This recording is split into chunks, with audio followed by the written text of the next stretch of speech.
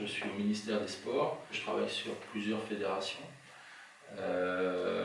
autour de la mise en place d'observatoires des comportements, toutes les problématiques de violence, incivilité, racisme, discrimination dans le foot et donc maintenant dans d'autres fédés. Tout problème de comportement lié à un match. L'une des missions que j'ai aussi, c'est la problématique des supporters. Il y a un changement politique d'appréciation des supporters aujourd'hui. C'est-à-dire que jusqu'à il y a un an, l'appréciation du travail avec les supporters était purement répressive et donc confiée au ministère de l'Intérieur.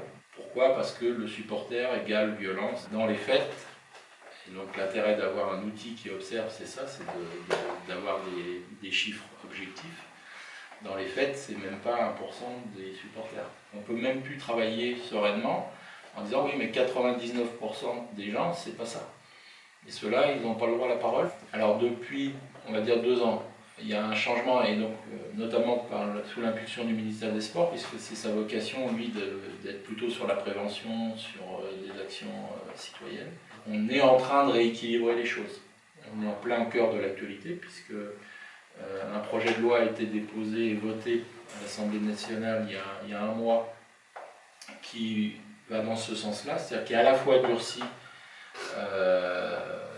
les interdictions de stade, etc. dans le temps, qui donne plus de prérogatives au club pour pouvoir interdire à certaines personnes d'accéder au stade, mais en même temps met en place un certain nombre d'obligations de dialogue entre le club et ses supporters, et surtout la création d'une instance que nous on souhaitait depuis longtemps, une instance nationale qui puisse regrouper à la fois des associations de supporters représentatives, mais en même temps les différentes instances, donc les ministères des Sports et le ministère de l'Intérieur.